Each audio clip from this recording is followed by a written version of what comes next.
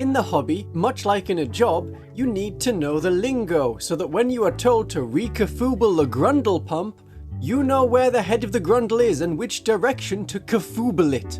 I wish YouTube's auto captions at the bottom the best of luck with that sentence.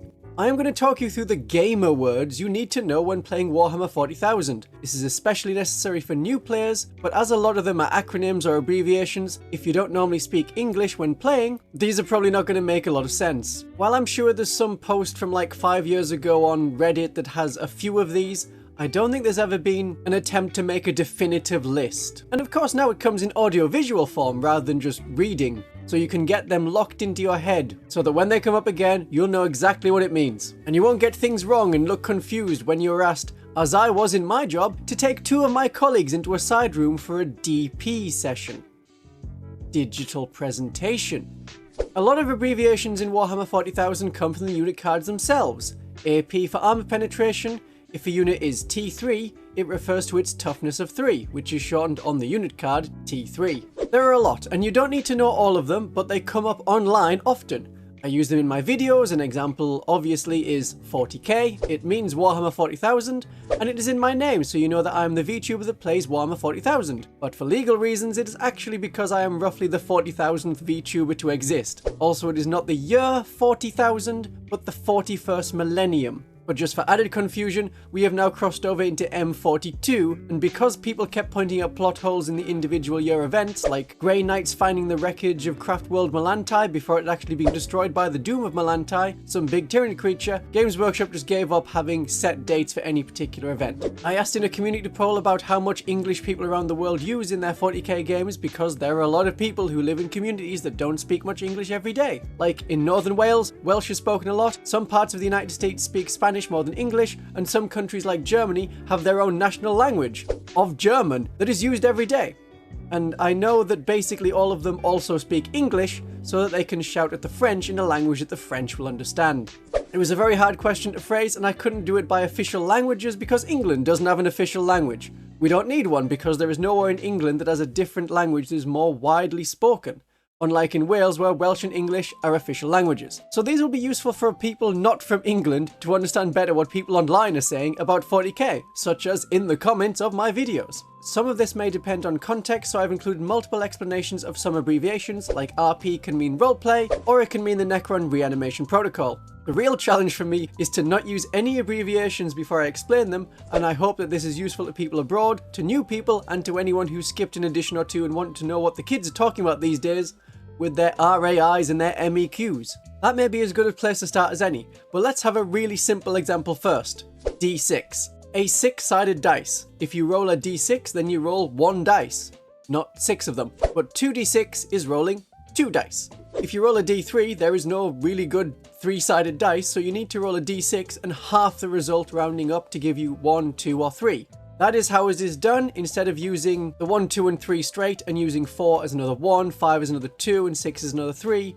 Do it by halves. The only time you should ever do anything by halves means that the bigger number you roll, the bigger number you get. 10th Ed. This is a continuation of the spin-off of a cartoon series called Ed, Ed and Eddie, adding increasing variations of Ed. Alternatively, it can refer to the various rule books of Warhammer 40,000. Each time the main rules are changed and a new book brought out, it is a new edition, and so we are now on the 10th edition of Warhammer 40,000. When people are referring to their army being good at killing one particular thing, or a unit or weapon is good at one particular enemy, they may say that it is great for killing MEQs, or great for killing GEQs. Normally these are typed rather than spoken. MEQ refers to marine equivalent. So this is a lot of different things that have a toughness around 4, a 3+ save, and 2 wounds. So Grey Knights, Chaos Space Marines, Necron Lich Guard, units like that are all MEQ, marine equivalent. While GEQ is guardsman equivalent. So units like the Imperial Guard of all different kinds, the Cadians, the Catachans, the Soldiers of Krieg, the regular infantry squads, all of those in the Imperial Guard, Tyranid Gaunts, Adeptus Mechanicus Skitarii, and Genestealer Cult Neophytes. These are all Toughness 3, 5-up save units. They have common profiles, and you can extend GEQ to cover similar things that are Toughness 3, like Chaos Cultists with a 6+ save, and Tau Fire Warriors that have a 4+ save, but all of them do very similar things. They are very rarely the heavy damage dealers of the army, but they provide objective control. These abbreviations are used when talking about how much damage you can do against a particular enemy. So if you have 3 heavy bolters hitting on a 4+, that will kill an average of 2 MEQs or 4 GEQs, roughly. There is also TEQ for all the various terminators that the Space Marines have. 3 wounds or more, toughness 5 upwards, 2+ save and invulnerable save of 4+. So that could also cover things like the Space Marine Centurions, the Chaos Terminators, units that often form an anvil. Very hard to take down, but still infantry. Table. If you table your opponent, then you destroy everything they have on the board. It doesn't mean you just set up a table, and it doesn't actually mean that you've won. Victory points decide victory, other than in the starter mission only war in the main rules. You don't win by tabling your opponent, and that can be quite confusing if you've been playing much earlier versions of Warhammer 40,000 and skipped 9th edition. Victory points are the only way for victory. Bluff. Now that can refer to messing up a roll entirely. If you roll 4 dice needing a 2+ to hit and 3 of them are 1s, you have fluffed the roll. It generally refers to a very bad dice roll, or a unit attacks in close combat and does far below the damage that they normally should do compared to the averages that they should be getting, so they have fluffed their roll. It can also refer to the background lore and stories, the themes behind the armies, and how they are presented in Black Library novels and in the background sections of the Codex. So in the fluff of the Space Marines, they tend to deploy very small groups. 10, 20 Space Marines might be all that is needed to fight entirely on a planet. But the crunch is how it is on the tabletop. Space Marines are very different on the table and fielded in much larger numbers than they are in the fluff. So a squad of Space Marines might lose 1 soldier against Meganobs in the fluff, but in crunch terms, they're all going down because of the number of attacks that Meganobs have on the tabletop game. Sometimes a rule can be very fluffy, and we like it for the fluff, so the Genestealer called Kellamorph being an inspiration to nearby troops and being able to gunsling and protect them is really cool. But in crunch terms, it is not effective in the game, and I have a video explaining why on that here. Buff. To shine or make better. So a Palatine buffs some sisters by giving them lethal hits. It does not refer to the buffness of their muscles. It can also refer to changes improving a faction in a balance or points change from Games Workshop. So if a rules interaction that was hindering them is removed, then that unit has been buffed. If the points of, say, Retributors are reduced, that unit has again been buffed. The opposite is nerf. Nerf is making something worse. Learn the phrase, "We didn't need it, but the Battle Sisters have been nerfed again." There we go. Sometimes it is used to refer to penalties imposed on enemy models, but those are more often called debuffs. Most of the time, it refers to changes involving factions, rules, abilities, and points from Games Workshop. So when the struggling Battle Sisters had an increase to the point of their Exorcist, that was a nerf. Again, we didn't need it, but the Battle Sisters got nerfed again. Scalability. Something that people who talk about making amazing lists on their YouTube channels need to remember. Something that is really bad at 2,000 points might be amazing at 1,000 points and vice versa. That would be a unit that doesn't have much scalability. Intercessors being able to use the sticky objectives, and we'll get to that particular term later, and have -1 AP shooting is really good at 1,000 points. But it gets overshadowed and outclassed when you can take bigger and better units at 2,000 points. A massive Lich Guard is going to be quite good at 2,000 points, but half your army at 1,000 points, so it doesn't scale well. Okay, BRB.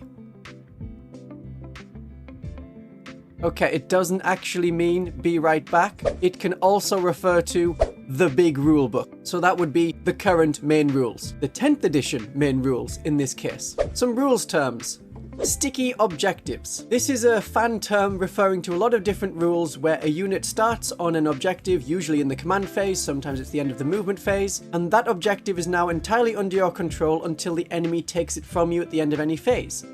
So Cadians have this, Space Marine Intercessors have this, Chaos Cultists have this. The Death Guard detachment rule is all about sticky objectives. The kind of stickiness that they use may be different to the stickiness that other different factions use. Fight on death. This is a fan term relating to unit abilities and stratagems, here's one there, where a model in a unit can literally still fight even though it's been killed. It happens in the combat phase and it's just related to unit fighting order. So even though your models have been stabbed first, think of it more as they're fighting simultaneously. They're still going to be taken off, you know that they're going to be dead, but they still get to fight, hence fight on death. It doesn't mean they get to fight a second time. LOS is line of sight. The line of sight rules are kind of vague. You're generally expected to put your face near to the models and get a true line of sight from that model to other enemy models, but as another not real Vtuber who talks online has discussed, rules as written, you can just stick mirrors on your models and then get line of sight to anything across the board using them. So here's the next two. RAW and RAI. Rules as written or rules as intended. When I was talking about the Battle Sisters Dialogus and Miracle Dice, I also talked about the Tau Army Special Rule for the greater good. Now through a lot of interactions on that, you can be the spotting unit as well as being the guided unit. However, looking through it all, rules as intended, RAI, this is not how it's meant to be. So there's a lot of debate goes on between what the rule actually says and what we're pretty sure the rule should be from the intention of the rules writers. People wanting to break the game will focus a lot on rules as written. People wanting to play the game as intended will try and interpret rules as intended. But when you have this many rules and this many factions, nothing's ever going to come easy. Just be kind to your opponent is what I recommend. Make things easy for them to see what's happening and what's going on. So we also have WYSIWYG. What you see is what you get. So a model holding a power sword is equipped with a power sword. That is WYSIWYG. If your Acolyte hybrids look like 4 of them have auto pistols and 2 of them have hand flamers, if you're playing it as that, that is WYSIWYG. If you're saying, oh, they all have hand flamers, then that unit is not WYSIWYG.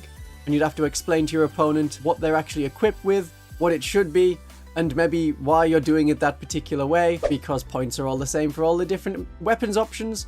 So why wouldn't you want the best thing, regardless of what your model is equipped with? That's a whole other discussion for another time. So maybe those Acolytes charge, and they get involved in CC. We're not copying someone into an email, we are clubbing them with the reverse of a bolt gun. CC is close combat. If you don't have anything specific, like a chainsword, then you may have a CCW, a close combat weapon, which can also refer to any of the different things you're equipped with for melee. Sometimes called melee weapons, but the abbreviation is CCW. So if your unit has been attacked, a Hospitaller and a unit of Battle Sisters might have their save on a particular forum, like in my Discord, written as 3+, 6++, 5+++. Armor save, invulnerable save, and feel no pain, which is often abbreviated to FNP. The 4+ and the 4++ is really useful to know in German, as armor save is Rüstungswurf and invulnerable save is Rettungswurf, both abbreviated to RW. So having it as 3+, 3++ makes it very obvious to people who know the acronym which particular save you have. And if you're playing in Russia, then you tend to refer to the 6++ as an invuln for invulnerable save, instead of the Russian term Neprobivayemyi Spazbrosok. I had an attempt. But everyone in Russia will probably just refer to it as invuln. The 5+++ feel no pain save you can also take against MWs, mortal wounds. With the advent of Crusade, we are seeing CP, the number of Crusade points you have, referring to different upgrades that your units have that make them better, and you compare Crusade points, CP, to one another to see who has the higher level, and the person with the lower level may get a bonus. This is the terminology that Games Workshop uses. Generally, they are just referred to as Crusade points, because CP refers to command points, the number that increments at the start of your turn and can be spent on stratagems. Here's a stratagem, it costs 1 CP. That's how people refer to it. And through the battle, you score VPs, victory points. That's pretty common across a lot of games, but you may not have come across it because Games Workshop games and tabletop wargaming games may be the first kind of games you played. You'll never not be able to have enough Space Marines because of RAM issues. Although the rules still update as frequently as an online game. But never mind. In the tactics, we have cheese. Cheesy refers to people exploiting rules and imbalances to make an army that is powerful and designed to win to such a point that it goes against the golden rule of have fun and having a good time with your opponent. So they probably don't use rules as intended, or they exploit what we can. So right now, a cheesy Eldar list will have a lot of fire prisms and wraith knights. Players taking that may well be whack. A win at all costs players. Friendship goes out the window. Getting a lift home tonight is thrown out the window. They want to win this game, and there are different tactics to do that. But for all players, MSU, I've mentioned this several times before, it is multiple small units. So your army, rather than having large groups of 20, will have lots of small groups of probably 5 models. Eldar tend to play like this if you are taking the different aspect warriors. 5 striking scorpions, 5 howling banshees, 5 dark reapers is very thematic, and if you're not trying to win at all costs, this may be what your army looks like as an Eldar player. The Adepta Sororitas used to be able to do MSU tactics, but now that the battle sisters are a minimum squad size of 10, that has gotten more difficult. But still we can have lots of Death Cult Assassins, units of 3 Archoflagellants, and Crusaders. Fielding many of them is an MSU list. The opposite is a Death Star. It's much harder to get in 10th edition. Previously, you could have several independent characters join a unit, and then for 8th and 9th edition, you could have a unit benefiting from several different auras. Now you are limited to 1 or maximum 2 characters in a unit. A Death Star is a very powerful, difficult to shift enemy unit that you don't want to go near, and it blows up whatever it hits. Much like the Death Star from Star Wars. I think people have heard of Star Wars, that's where it gets its name from. An example of this would be Necron Lichguard. They're quite powerful with their combat attacks, and they're very difficult to destroy, having only a small weak point of the Necron Lord's head. A Death Star is different to a Blob. That is a mass of very weak models used to tie up enemies and have board control just from their unit size. They can tar pit. Surround an enemy unit, make them slow, and ineffectively have to fight their way out or fall back but risk failing desperate escape tests. Blobs hold objectives, while action monkeys, they are doing secondaries. The action term comes from the 9th edition, when this was a particular rules term for completing the thing on a secondary mission card. So if you need to go to an objective and cleanse it, that would be doing an action. It stops you from shooting, it stops you from charging, you are just doing that one action. Action monkeys are an integral part of the MSU build. While the multiple small units are out there performing their actions, you could instead choose to castle. This is where you go into one corner and benefit from auras like the Triumph of St. Catherine, but it means that you need a lot of units nearby to benefit from that aura effectively, and so they end up piling in one particular area and they form a castle. Castles were more popular in 8th and 9th edition, when you could have several different characters benefit many different units with their overlapping auras, and as a whole, the group moved as one, if it did move at all. Castles may have layers, like outer walls. Sometimes this is termed as bubble wrap, speed bumps, or roadblocks. All of these are terms for people who don't know or don't want to use the term from the First World War, defense in depth. This was an idea where you have multiple layers of ablative trenches or troops to keep the important things safe. So the Imperial Guard can bubble wrap a tank to stop it being charged, though that is now less of an issue with BGNT, Big Guns Never Tire, which lets you shoot out of combat. I have a video on that as well. So 3 Archoflagellants lined up to keep your sisters on an objective safe from harm, because the enemy will have to charge and kill the flagellants first before they can move on to harm the more important battle sisters. They are a speed bump to slow down the enemy and make them take an extra turn before they can get to the important unit. You could have tanks protecting tanks in a line of multiple tanks. This is sometimes called a car park or parking lot. Lots of vehicles that are bunched up together, the lighter vehicles like chimeras providing bubble wrap for the larger ones. Now you can also use the Baneblade to give cover to other vehicles behind it in the car park. This is almost totally an Astra Militarum strategy, and though I say strategy, it might just have come about because a very narrow board means that you have to set up your tanks like this. While that is a slow group that is moving up the board, you might have an entirely different army playstyle. Alpha Strike. This isn't necessarily about lots of deep strike, but it is about doing lots of damage quickly to your opponent in the first turn to make it harder for them to fight back and score points in future. Alpha Strikes tend to be popular because of the I go, then you go turn structure, which Age of Sigmar, AOS, does not have. And in theory there are also Beta Strike lists, kind of like the Genestealer cult, where the enemy needs to move. They'll do their Alpha Strike if they have one against not a lot of troops, and then you bring in your massive Genestealers from Deep Strike to Beta Strike against the enemy, hitting them later in the game. But what about tailoring or tack? Neither of these has anything to do with clothes, but about the army that you use. A tailored list is designed to fight and defeat one particular enemy faction or playstyle, A list tailored to beat Genestealer Cult will have a lot of anti-infantry firepower and fast units to knock out blips, but Attack, Take All Comers, is designed to do its own thing, but it won't do too badly against any particular army. The risk with a tailored list is finding that your opponent has brought Chaos Knights instead of Genestealer Cult, and so you are very unequipped to deal with them, while a Take All Comers list should be able to do equally well against Genestealer Cult or Chaos Knights. If you did have a lot of infantry in a Genestealer Cult army, then your units may want to daisy chain or conga line, stretching the unit out as far as possible from, say, one objective onto another objective so that the unit can claim both, something that you couldn't previously do in 9th edition, or to be a very long speed bump that the enemy is going to have to go through to get to the rest of your army, and because of its wide frontage, it's providing bubble wrap to a lot of different units. For the armies, every army has their own abbreviation. Most of them are rather obvious. NIDS for Tyranids, Crons for Necrons, GSC for Genestealer Cult, but DE are Drukhari, but they used to be called Dark Eldar. Same for IG, or AM for Astra Militarum. They used to be the Imperial Guard. And then Dakok is Death Corps of Krieg, one particular regiment. Always thought it was kind of weird if you speak German. The Smurfs are Ultramarines because of their blue colour and occasional red helmets on their leaders like sergeants. And then SOB. That is something you do when the new Adeptus Sororitas rules come out. It means Sisters of Battle, the army, and they perform AOF, Acts of Faith using miracle dice. 1K Sun. Now K-Sun is a VTuber with a Yakuza aesthetic, but it probably is meant to refer to the Thousand Suns, a Tzeentch Chaos Space Marine army.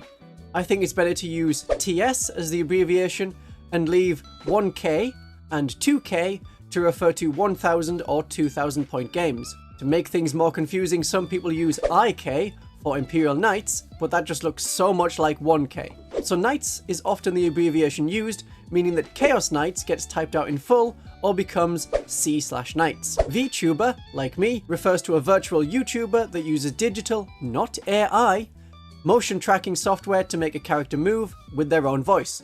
You could also be a PNG tuber and have two states that change between them when you talk. Although it has tube in the name, a lot of VTubers are on Twitch or just exist on Twitter, now called X. I could go much deeper into each faction and weapon abbreviation, but I'll stop at the Chaos ones. MOK, MON, MOS, MOT. MOT is not the UK Ministry of Transport, but also confusingly what you get when you have your car checked to see if it's roadworthy. In 40k, it is a Mark of Tzeentch, spelt with a T, pronounced with a Z. And so MOK is Mark of Khorne, and we won't go any further than the Mark of Slaanesh. It is best not to go deeper into Slaanesh. All I can say is, this Mark fellow gets around. He's even been on Calth. Videos like this particular one take a long time to make, so please make it easier for me so I don't have to take on another paper round, and drop some pennies in my Ko-Fi tip jar, which is linked below in the description. Outside of games, these abbreviations are more likely to come up in messages, like the comments of this YouTube video, as people comment with any abbreviations that I have missed. TTS is Tabletop Simulator. It is a game that you can get on Steam with the idea that it can emulate any particular game, like chess or whist, card games, board games like that, and now people are using it to play Warhammer 40,000 online. It just takes much longer to play the games online than it does in person. WD, White Dwarf. While it could refer to the celestial object, it could refer to a dwarf with a long beard, it tends to refer to the magazine that comes out every month, called White Dwarf, issued by the company GW, Games Workshop. Subscribe is an abbreviation used by YouTubers when they encourage you to click the button below this video until it says subscribed. They like it when it changes to say subscribed. WHC is the Warhammer community, not referring to the number of people that play the games or enjoy it or talk about it, just the website Warhammer community, where a lot of announcements of particular things are made. Some of those announcements may be upcoming tournaments, and tournaments come in two types: RTT or GT. RTT are rogue trader tournaments. They're run locally and tend to be for one day, advertised to people in a local club, the local club that's hosting it. They get their name from the first edition of 40k, which also refers to the almost pirate-like traders, let's call them privateers, that exist in 40k. GT is a grand tournament at a venue, advertised with online booking and open to anyone. These tend to last for 2 days, but sometimes the second day is only for the highest scoring players. Typically, the GT are larger in size, but not necessarily. I have been to RTTs that have more players than some GTs. If you attend a lot of these events and they come up annually, then you are on the ITC, the International Tournament Circuit, and you will bring your army list, which will have units in it, and the points of those units may be 130 points for 10, therefore the PPM is 13. That is 13 points per model. Or if you're playing Battle Sisters, that would be 13 points per martyr. The tournaments may each have their own rules, specifying what models you can and can't take, and setting any special rules for the tournament. Recently there was a tournament that said you can only have one of any particular unit, not 3 or 6, and they will also have to make a decision if you can take Legends rules. IA refers to Imperial Armor. This is based off the previous name of a series of books called Imperial Armor, which gave us things like the Siege of Rax. A lot of units that did appear in these books that were compatible with that version of Warhammer 40,000 are now in Legends. Legends can be used in your everyday sort of competitive games, as well as narrative games and casual open play games, but they can't be used in tournaments unless the tournament organizers say they can. FW refers to Forge World units. These models were made by Forge World. They have their own separate points values listed here because they don't appear in the main indexes and codexes of the different armies. The models made by Forge World, they tend to be a lot more expensive than the ones put out by Games Workshop, and there sometimes seems to be a rivalry between the two groups as to who can make a particular model, who can sell it better, like the Baneblade, and like we may be seeing with a Fulgrim model, which is available in 30k, produced by Forge World, and not yet available in 40k, but is expected to be sometime soon, but an entirely different model. Models that form the pile of shame. The untouched pile of models that you have bought, but your whip, your work in progress, the model or unit that you're currently working on, comes first. Then the pile of shame is all of the different things that you've bought in the past that you haven't got to, and it builds up, and usually you'll buy something new instead of completing what's already there. People who have been playing a long time can have quite a sizable pile of shame, and that's why I don't recommend buying a lot of things at once. Just one box, get it done, and then do another one, and you're not going to listen to that advice, are you? But if you are in the UK and you want to buy a box of Warhammer 40,000 models, please use the affiliate link in the description for Firestorm Games. Not all of the models are current, some of them are OOP, out of production. No longer produced by Games Workshop, but can still be found on eBay. So for example, the Metal Battle Sister models are out of production, but you can still use them in your games of Warhammer 40,000 at your LGS, your local gaming store. So this would be a Games Workshop store, now called a Warhammer store, but others do exist. The Fulguk, usually seen in written form, FLGC, is your friendly local gaming club, and I have a video about the nicest people that you will meet there. I will have missed one or two abbreviations that you may have in the forefront of your mind. Please do put them in the comments to help other people out and make this the definitive list of abbreviations. My darlings and viewers, have a great day playing 40k at your Fulguk.